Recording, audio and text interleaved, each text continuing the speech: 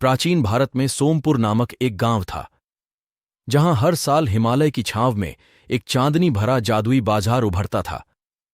कहानियों में बताया जाता था कि इस बाजार की ज्यादा से ज्यादा कई जरूरी चीजें बिकती थीं और इसकी चमक दूर दूर तक खींचती थी। इस गांव में अनाया रहती थी। रात के समय राजा महाराजा और रहस्यमय वस्त्रों की बातें सुनने के लिए वो हमेशा तत्पर रहती थीं। चांदनी भरे बाजार की बात सुनकर वो भी जाने के लिए तैयार हुई और उस तरफ चल पड़ी। पूरी चांदनी की रात थी। बाजार का नजराना कुछ ऐसा था जैसे राजधानी का सजीव महल। अनाया ने अपनी आंखों से उस अद्वितीय जगह की ताजगी को देखा और वहां कदम रख दिए। बाजार एक से एक सुंदर और रहस्यमय दुकानों से भरा हुआ था। हर एक में चमकीली जादुई चीजें बिक रही थीं। वहां अनाया की नजर पड़ी एक वीणा पर, जो एक स्वर्गीय संगीत के साथ गूंथी हुई थी।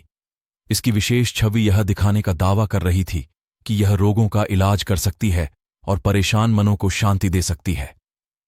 अनाया ने इस अद्वितीय औजार को पाने का इरादा किया, जिससे उसकी बीमार दादी को आराम मिल सके। लेकिन संकट तब आया जब अनाया को यह पता चला कि वीणा को पहले ही मलिक नामक एक तांत्रिक ने देख लिया है। उसकी स्वार्थी मांगों ने उसके साथ बाधा डाल दी थी। अनाया ने हार नहीं मानी। उसने मलिक से संपर्क करने का निर्णय किया। उम्मीद थी कि उसे इस जादुई वस्त्र का साझा करने के लिए मनाया जा सकता है। लेकिन मालिक ने अपनी लालच में इनकार कर दिया। वह अकेला ही वीणा को हथियाना चाहता था। इस संकट के सामने अनाया ने संघर्ष की गहराइयों में प्रवेश किया। जादुई वीणा की दया भरी माजिस की खोज करने का निर्णय लिया।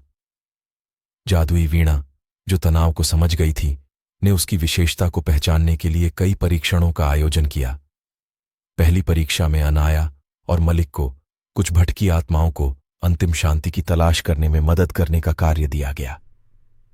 जबकि अनाया ने सहानुभूति और दया के साथ उन्हें मार्गदर्शित किया, वही समय मालिक ने उनकी कमजोरी का उपयोग करने का प्रयास किया।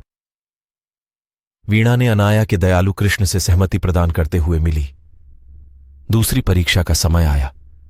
वीणा ने अनाया और मालिक को एक बंजर भूमि पर पहुंचाया, जहां एक सूखे हुए पौधे को बचाने के लिए एक बूंद जल का उपयोग करना था। अनाया ने भूमि को बचाने के लिए अपना हिस्सा आत्मसमर्पण पूर्वक दे दिया, जबकि मलिक ने इसे अपने लिए छीनने का प्रयास किया। वीणा ने अनाया के सात्विक आचरण की प्रशंसा करते हुए उसके निस्वार्थता को पहचाना। तीसरी और आखिरी परीक्षा की घड़ी आई। एक असमंजस्य ध्वनि और अशांति के क्षेत्र में रखे गए अनाया और मलिक को सामंजस्य स्थापित करने का चुनौतीपूर्ण कार्य दिया गया। अनाया ने वीणा का उपयोग करके ऐसी मधुर धुन बनाई जो बाजार में एक सहर्षता लाने में सफल रही। मलिक ने उसके खिलाफ कठोर अभिवादनों के साथ अपनी प्रतिकृति बनाने की कोशिश की। वीणा ने अनाया के सुरीले संगीत का प्रतिसाद दिखाकर उसकी सहज भूमिका में चमक डाली। हर परीक्षण से अनाया की गुणवत्ता चमक गई। मलिक के दुराचार की तुलना में अनाया का साफ मन उभर के आया। उनके परीक्षणों के समापन में वीणा ने अनाया की नीति को मान्यता देते हुए उसे अपनी दयालु छाया में लिया और मलिक को वीणा प्राप्त करने में असमर्थ घोषित किया। वायदे अनुसार जादुई वीणा ने खुद को अनाया के प्रति समर्पित किया। चांदनी भरा बाजार रात खत्म होते ही गायब हो गया, लेकिन उसने एक ज्ञान की विरासत छोड़ी, जीवन का सबसे बड़ा आभूषण। केवल वस्त्रों में नहीं, बल्कि दिल की पवित्रता में छुपा होता है। और ऐसे ही प्राचीन भारत की भूमि में अनाया और चांदनी बाजार की कहानी एक उपमहाद्वीपीय नीति बन गई।